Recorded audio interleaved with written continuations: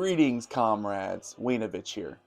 In today's tutorial video, I'll be showing you how to set up a campaign from Fulcrum Leader, designed by Doug Glover and Benjamin Chee and published by DVG. This is the latest in a series of air leader wargames, this one focusing on the Cold War and Cold War Gone Hot. I do have a recon video, which is my version of an unboxing and preview video. I also have a couple missions that I've played through. You can check any of those out, or if they aren't uploaded yet, they'll be coming soon. And finally, I will have a review video of Fulcrum Leader as well. But in this one, I'm just going to show you guys how to set up a campaign, no gameplay. So if you want to see that, go check out one of those other videos. Alright, let's get on the table. First off, you want to print out a player log. There's a copy that comes with the game, however, you're going to want to make copies off that. It's a master copy, or you can download them from Board Game Geek. Just go to the Fulcrum Leader page. You also should be able to find them over on DVG's website. After you've done that, the most important thing is to pick out your campaign.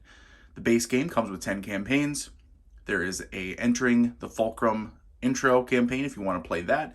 If you've never played a leader game, or you can pick from a variety of different eras and years, which allow access to different aircraft and different situations. More air to ground, more air to air, a good mix, easier ranging to expert or very hard campaigns.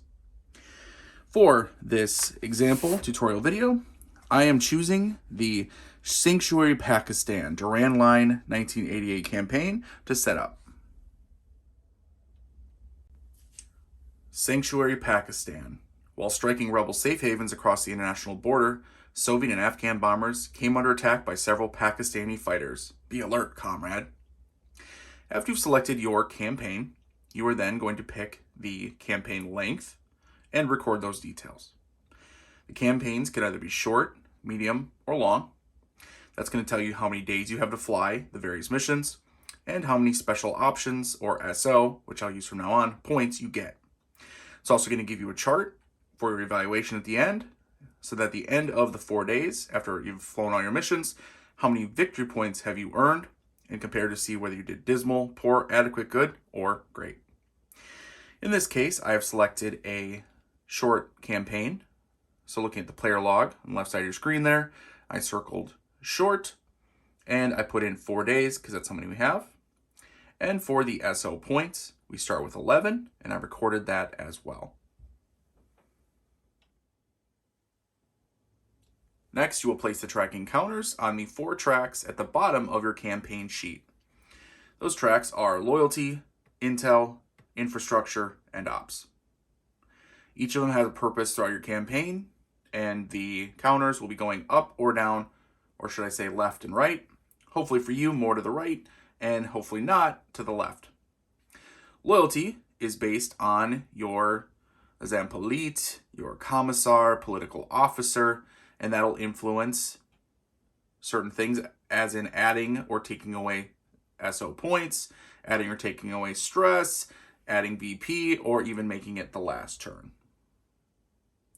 Your loyalty counter itself will start on the box that says start. And then for each of the counters here, it points to the right. That is the counter that is, that is the space that is in effect. So for loyalty, when you start off, it'll be no effect right there.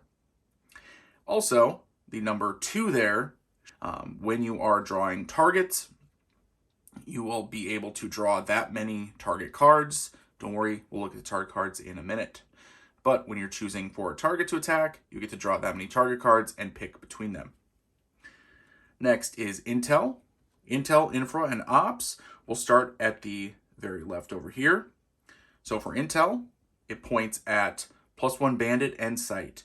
So starting off, you are actually adding bandits and sights, extra bandits and sights, to the target card when you've chosen your target and you're gone on a mission. Infrastructure. So right now it starts off at -0 hits. That is the number of hits you have to inflict on the target to destroy it and gain the victory points. So starting off, no penalties, but no pluses as well. Once you start getting over here, you reduce the number of hits you have to make. So that's good for you, right? Less hits means more likely to succeed. And finally, ops, depending on the campaign. Sometimes it's a track, sometimes it just has a box of text. In this case, it's a box of text. And it says for targets in the waypoint 0 zone, which waypoint 0 zone is right here. You can see the boxes, waypoint 0. No bandits as well, by the way. So when you're drawing, you don't have to deal with any bandits as long as your target missions are all these numbers within this box here, or this area here. And it's where it says, for targets in the waypoint 0 zone, do not draw bandits. Disregard and redraw any event or Zampolit card that involves ops track movement or nuclear traits, since there's no ops track, right? It's just the box. Nuclear weapons release, not authorized. Sad for you. And I'll cover the details of the targets and zones in a little bit more detail here once we look at the target deck. Speaking of decks of cards, here you go ahead and set them up. So there are 3 decks of cards. There are the Zampolit cards, which I mentioned are the commissar, the political cards. They will be drawn throughout your campaign. Take all of them, shuffle them up, and put your deck aside. Next is going to be the event deck. Those are going to be the events that happen before missions, during missions, and on your way home. Take all of them, shuffle them up, set them aside. And finally, and most importantly, your target cards. So there are a whole bunch of targets that come with the game. You're only going to use the targets that are shown on the map here for your campaign. So zooming in on the map, you can see there's different numbers. Each of those is a different target. You can pick them out of here, or to make it even easier, if you look at the bottom of the map, it says targets. It shows you numbers. There's 16 of them, 8 through 11, 18, 28, etc. I went ahead and built the deck already, although I've not shuffled them. So on the cards here, target card, let's go ahead and set one down and go ahead and look at it. So this is target number 8. So you can see 8 through 11, right? So that is one of them. And if you look on the map itself, you can see 8 is right here.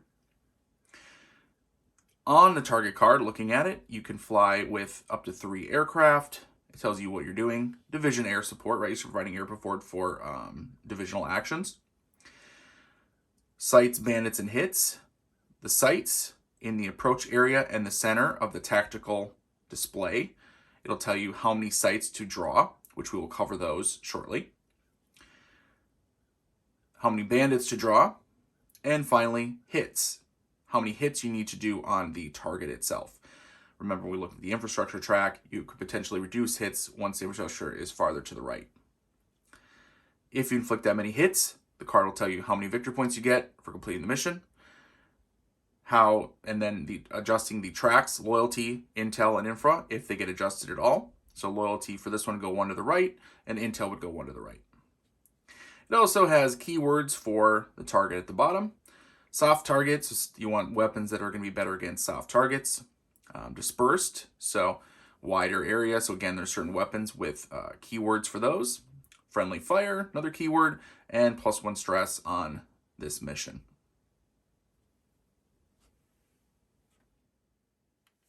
Once you have all the target cards picked out, go ahead and you'll shuffle them up and you'll set them aside.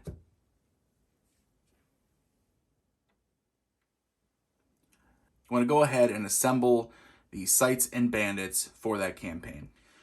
All right, so looking at the campaign sheet here, I've gotten out all of the standard weapons, special weapons, and the threat here, which are the sights and bandits.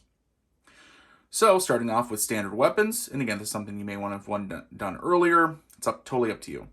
I have all the standard weapons out here along with the special weapons. Standard weapons are weapons that you can select, and there's no limit to the quantity, to arm your aircraft on missions that have no cost. Things from the Fab 100 kilogram up to 1500 kilogram dumb iron bombs. You have rockets, which help suppress sights. You have ZB500, which is the equivalent of a napalm. RBK 250 and 500, those are cluster munitions. And then air-to-ground KH-23, KH-25 missiles. Those would be guided missiles. Besides the standard weapons, which again you get to select for free when you're outfitting your aircraft, there's also going to be special weapons.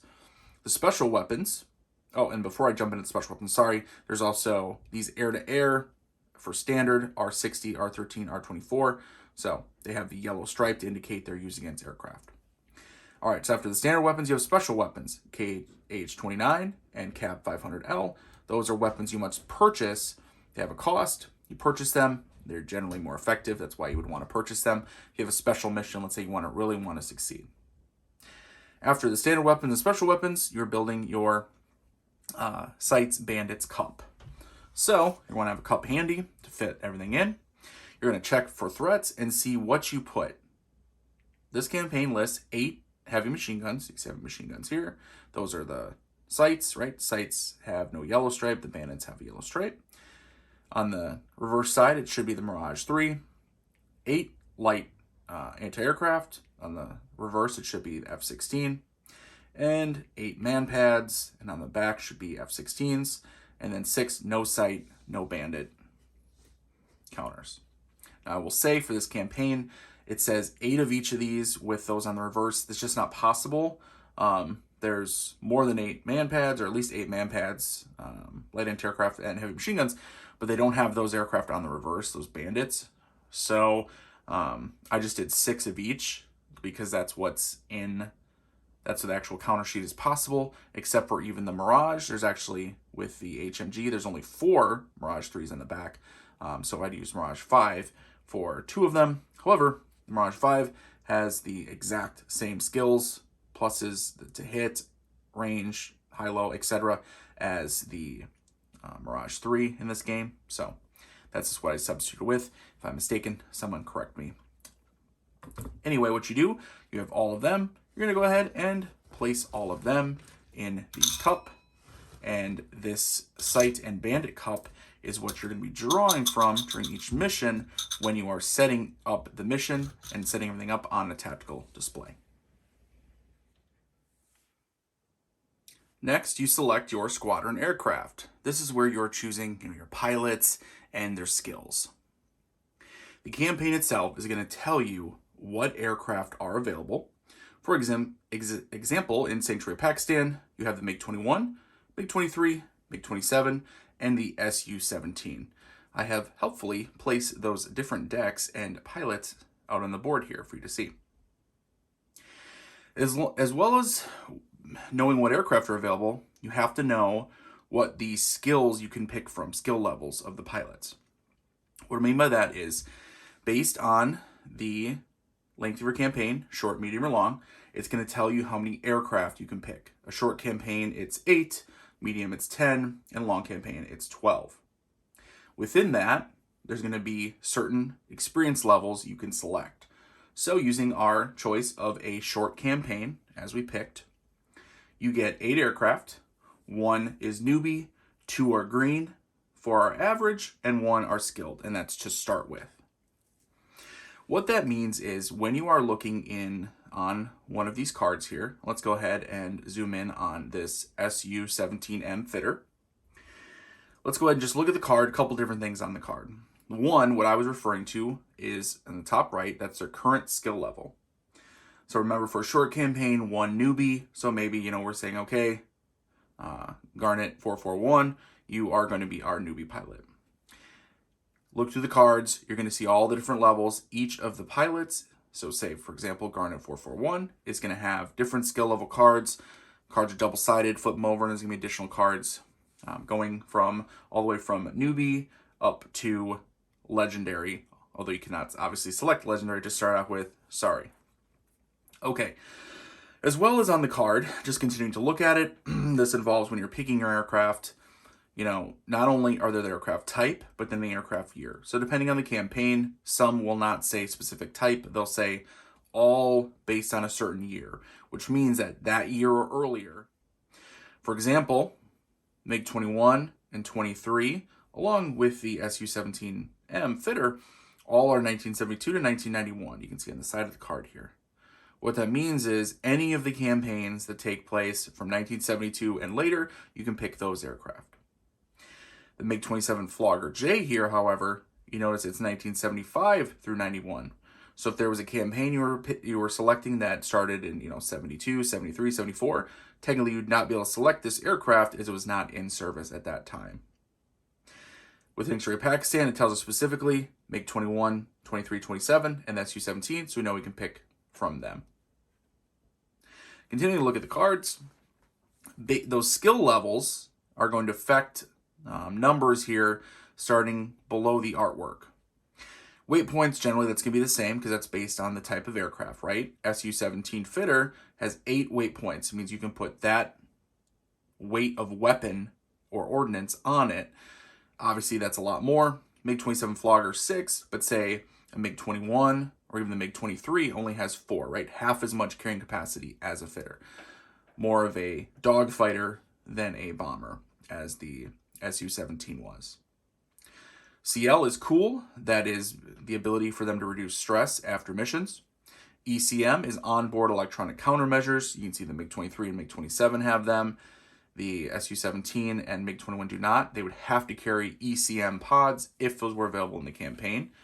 Specifically this campaign, they are not. They would be listed under standard weapons. The situational awareness is how many situational awareness counters it gets. Those allow an aircraft to conduct attacks in the opposite step from whether they're slow or fast, which gets us down to their status and their speed. The status and stress tells you how many stress are on there, whether they're okay, shaken, or worse, and then what their speed is. For example, slow. In fact, all these aircraft right now are listed as slow. And then next to it, that shows their air to ground, either plus or minus, and then, air to air, and then air to ground plus or minus. Obviously, some of these aircraft have some real negatives on that. Of course, he is a newbie versus something like, say, this legendary here. He is +1, +3 versus the newbie is -1, -1. The situational awareness, like I mentioned, allows you to attack on the opposite speed step. So for instance, he is slow normally. If he had a situational awareness, which does not start with one, but he could be given one by a flight leader, by the ground control intercept, etc., he could then attack in the fast step as well as the slow step. And finally, at the bottom of the card, your aircraft card is going to tell you what munitions it can carry. Anti-aircraft missiles, bombs, anti-ground, air-to-ground missiles, rockets, your ECM, and then does it have a cannon, which allows it to conduct cannon attacks either against other aircraft, targets, or sites.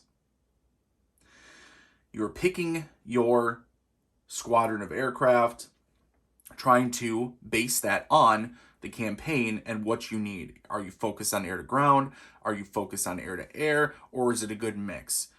You are going to be looking at the campaign, reading it, as well as looking at those target cards, giving you an idea of what kind of targets are in this campaign, and then what are you likely to encounter, and so what are you going to have to deal with. That is what you want to do when you are fitting your squadron and selecting your different pilots. In addition, one final thing, when you are selecting aircraft, check on the side next to the year, gain or pay SO points. And then the first number is for a short campaign, second is for medium, last number is for long. That just tells you, based on the type of aircraft, generally speaking, the older ones, they're not as capable, you're going to gain SO points. So you're actually going to gain extra points. Remember, we start off with 11. You're going to gain extra points by selecting more of, say, these MiG-21s. But if you're like, no, I want more MiG-27s, you're going to have to pay SOs to select MiG-27s. Again, a more capable aircraft, generally speaking. So always you're balancing your SO points, which those SO points you're spending on aircraft and special munitions, as well as having to maybe keep a reserve for certain events or other things that can come up, or gaining or losing them based on the different tracks, right? If you are losing SO points, that is, hopefully you have enough left over, because if you ever run out of SO points, you fail the campaign.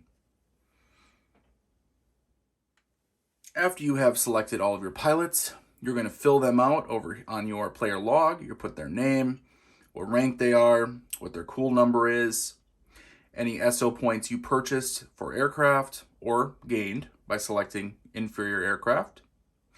You're then going to purchase skills.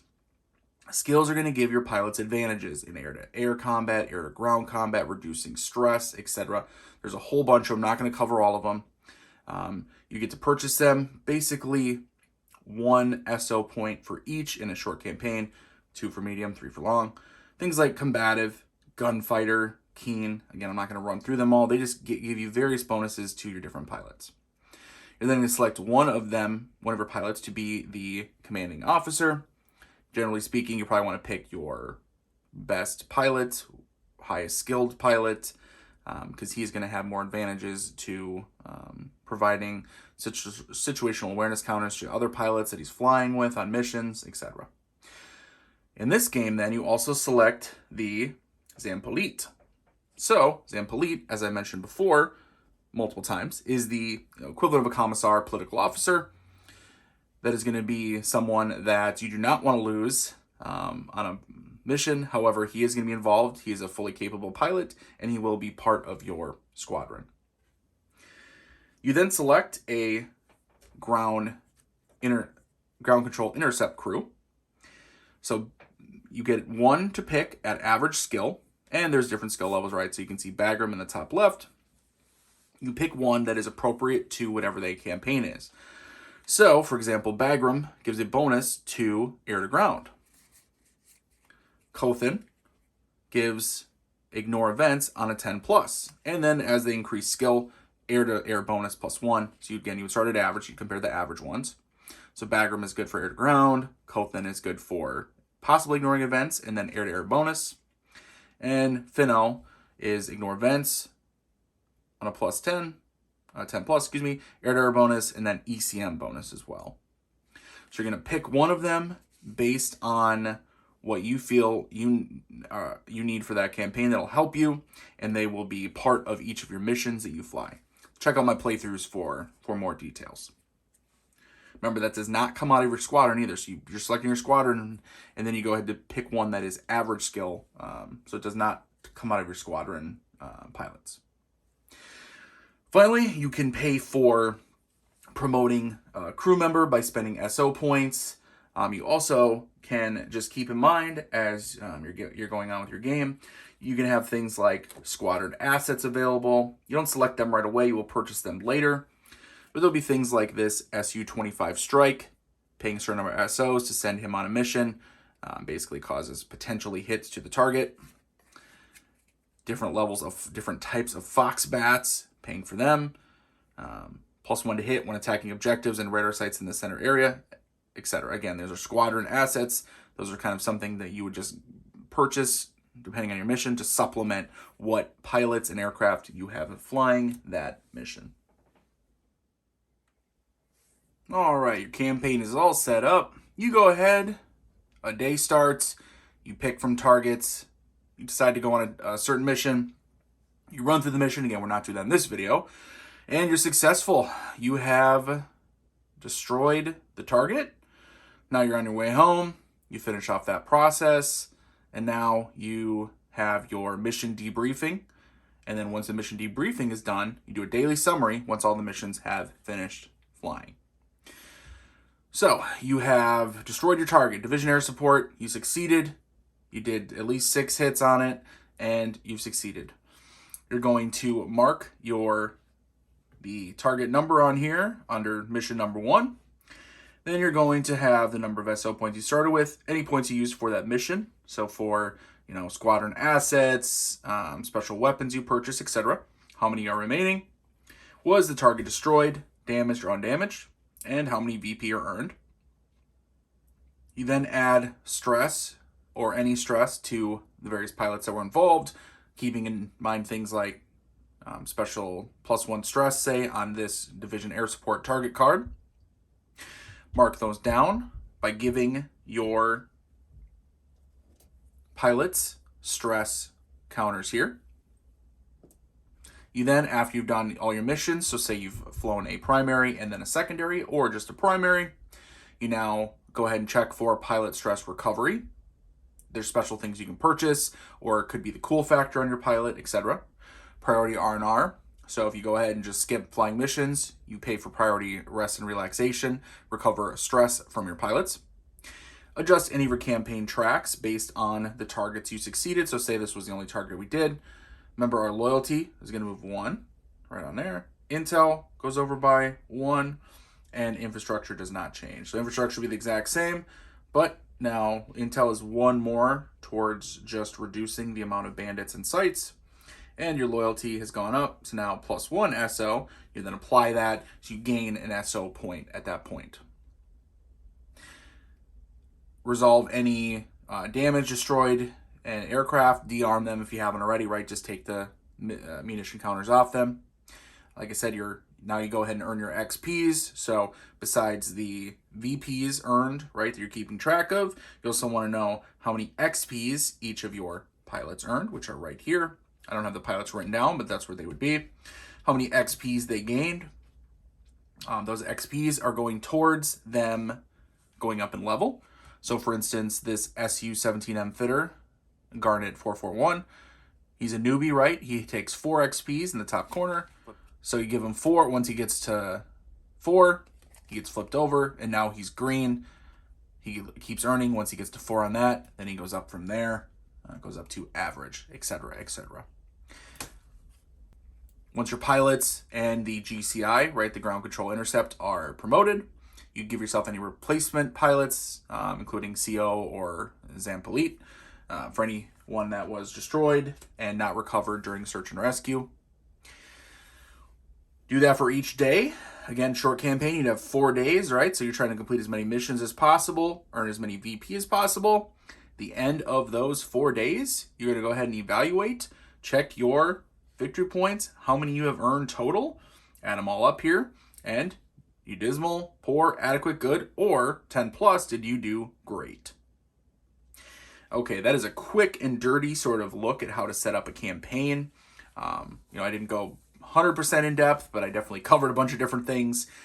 Between this video and what's in the rules, you should have no problem setting up your first campaign of Fulcrum Leader, getting everything sorted, choosing pilots. Now that's a whole other aspect of the game, but you're gonna have to figure that out yourself for each of your campaigns and each of your missions, what pilots you want to have and how you want to outfit them. But once you're doing that, and that's one of the nice things about the replay value of this game, is that you're playing through campaigns, you're playing missions. Feel free, try new aircraft, new munitions, right? New armaments. Try different tactics and ideas to get yourself through, to be successful and score as high as you can on the VP track. All right, I hope this video was helpful. Again, I have obviously the recon, the unboxing of everything in the core game. I have 1 or 2 playthrough videos out at this point, maybe 1 or 2 more to come. And this campaign setup, and then I'll have a review video being posted later on as well. So hope you guys enjoyed this campaign setup guide, if you will, to Fulcrum Leader. And comment below. And if you made it this far, always appreciate a subscription. It's free. Just click the button in the corner. Otherwise, until next time, everyone. Later.